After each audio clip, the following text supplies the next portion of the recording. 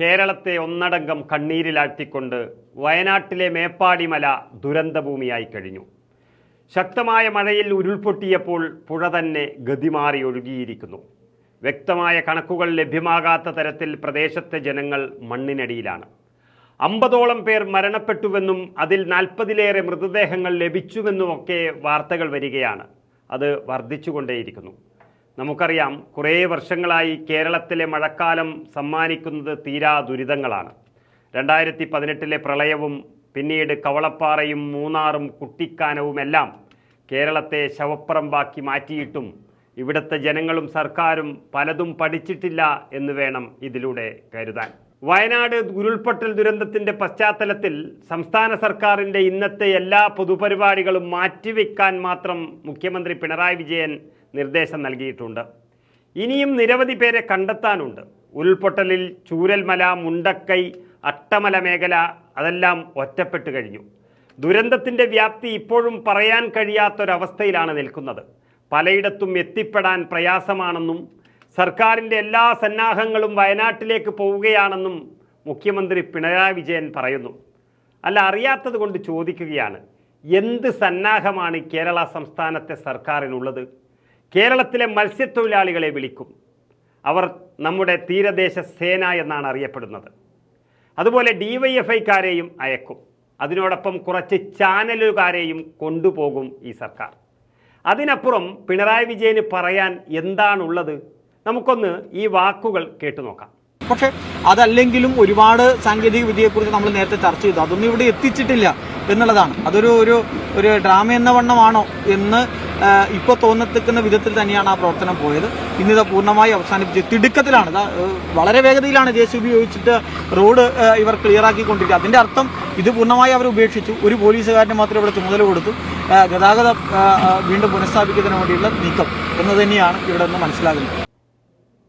ഇത് കഴിഞ്ഞ ദിവസം കർണാടകയിലെ ഷിരൂറിൽ പോയി തള്ളിമറിച്ച CPM MLA വിജിൻ്റെ വാക്കുകളാണ്. ആരുടേതായാലും ജീവൻ അത് വലുതാണ്. കോഴിക്കോട്ടുകാരനായ നമ്മുടെ സഹോദരൻ അർജുൻ ഷിരൂരിൽ വെച്ചുണ്ടായ ഒരു മലയിടിച്ചിൽ അപകടത്തിൽപ്പെട്ട് 14 ദിവസമായി കാണാനില്ല. കർണാടക സംസ്ഥാനത്തിൻ്റെയും കേന്ദ്ര സർക്കാരിൻ്റെയും ഒട്ടുമിക്ക സംവിധാനങ്ങളും ഉപയോഗിച്ച് തെരച്ചിൽ നടത്തിക്കൊണ്ടേയിരിക്കുന്നു. ഈ രാജ്യത്തിൻ്റെ സൈന്യം ഒന്നടങ്കം ഷിരൂരിലെത്തി. മുങ്ങൽ വിദഗ്ധനായ ഈശ്വർ മൽപ്പയും സംഘവും എത്തി പരിശോധന നടത്തി. സൈന്യത്തിൻ്റെ എഞ്ചിനീയറിംഗ് വിഭാഗം വിദഗ്ധ പരിശോധന നടത്തി. ഇന്ദ്രപാലനും സംഘവും നേരിട്ടെത്തി. മണ്ണുമാന്തി യന്ത്രങ്ങൾ ആഴ്ചകളോളം പണിയെടുത്തു വരികയാണ്. രാജ്യത്തിൻ്റെ ഏറ്റവും ആധുനിക സാങ്കേതിക വിദ്യക്ക് പോലും അർജുനെ മാത്രമല്ല, അർജുൻ്റെ 10 മടങ്ങ് വലിപ്പമുള്ള 40 ടൺ ഭാരമുള്ള ലോറിയെപ്പോലും ഇതുവരെ കണ്ടെത്താനായിട്ടില്ല. അത്രയ്ക്കും വലുതാണ് പ്രകൃതിയുടെ ഈ ദുരന്തം എന്ന് പറയുന്നത്. അപ്പോഴാണ് ഈ കല്യാശ്ശേരി MLA പറയുന്നത് ഇത് കർണാടക സർക്കാരിൻ്റെ നാടകമാണ്, പരാജയമാണ് എന്ന്. ഈ പറയുന്ന CPMൻ്റെ MLAയും മറ്റൊരു സഹ MLAയും അവിടേക്ക് പോയത് 10 ദിവസം കഴിഞ്ഞിട്ടാണ്. എനിക്ക് തോന്നുന്നു 12ാം ദിവസമാണെന്ന് തോന്നുന്നു. എന്നിട്ടാണ് ഈ മുതലക്കണ്ണീർ ഒഴുക്കുന്നത്. അവിടെ തുടക്കം മുതൽ ഉണ്ടായിരുന്ന മഞ്ചേശ്വരത്തെ UDF MLA AKM അഷറഫ്, അതുപോലെ കോഴിക്കോടിൻ്റെ ജനകീയ MP MK രാഘവൻ, അവരൊക്കെ ഇതിനെക്കുറിച്ച് പറഞ്ഞാൽ അത് നമുക്ക് വിശ്വസിക്കാം.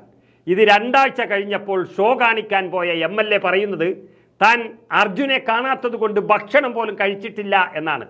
അർജുനെ കാണാതായ ആദ്യത്തെ 10 ദിവസം നാട്ടിലിരുന്ന് വെട്ടി വിഴുങ്ങിയത് ദഹിച്ചു കാണില്ല ഈ MLAക്ക്. ഏതായാലും അവിടെ ദൗത്യത്തിന് അതിൻ്റെ ഉത്തരവാദപ്പെട്ടവർ ഉണ്ട്. ഇനി MLA ചെയ്യേണ്ടത് ഇനിയും അവിടെ നിന്ന് കുത്തിത്തിരിപ്പുണ്ടാക്കാതെ MLA മടങ്ങി വരണമെന്നാണ് ഒരു അപേക്ഷ. കാരണം കേരളത്തിൽ അതിനേക്കാളും വലിയ പണിയുണ്ട്. കുത്തിത്തിരിപ്പ് ഇവിടെ നടത്താൻ പാടില്ല എന്നുള്ളത് കൊണ്ട് വരാൻ ഒരു മടി കാണും MLAക്ക്. എങ്കിലും വന്നേ പറ്റൂ. നമ്മുടെ ഭൂമി ദുരന്ത ഭൂമിയായി മാറിക്കഴിഞ്ഞിട്ടുണ്ട്. എറണാകുളം താന്തോന്നി തുരുത്തിൽ ഒരു മത്സ്യത്തൊഴിലാളിയെ കാണാതായിട്ട് 6 ദിവസം കഴിഞ്ഞു എന്ന് വാർത്തകൾ വരുന്നുണ്ട്. അതിനെപ്പറ്റിയും അന്വേഷിക്കേണ്ടതുണ്ട് MLA. മാത്രമല്ല, ഇപ്പോൾ ദുരന്തം നടന്ന മേപ്പാടിയിൽ രക്ഷാദൗത്യത്തിന് നേതൃത്വം നൽകാൻ പോയിരിക്കുന്ന CPMൻ്റെ MLA എന്ന് പറയുന്നത് PV അൻവറാണ്. ഈ നാട് മുഴുവൻ കോറി നിർമ്മിച്ച് അത് ദുരന്തത്തിന് വഴിവെച്ച ഒരാൾ തന്നെ ഈ രക്ഷാപ്രവർത്തനത്തിനും പോകുന്നത് വളരെ വിരോധാഭാസമാണ്. പലർക്കും അത് വിരോധാഭാസമായി തോന്നിത്തുടങ്ങിയിട്ടുണ്ട്. ഏതായാലും നാടിനൊരാപത്ത് സംഭവിച്ചിരിക്കുന്നു. ഇനിയെങ്കിലും കുത്തിത്തിരിപ്പിന് പോകാതെ ഒരുമിച്ച് നിന്ന് രക്ഷാപ്രവർത്തനം നടത്താൻ നോക്ക്. ആ മുഖ്യൻ വിജയനെയും കൂട്ടിക്കോളൂ.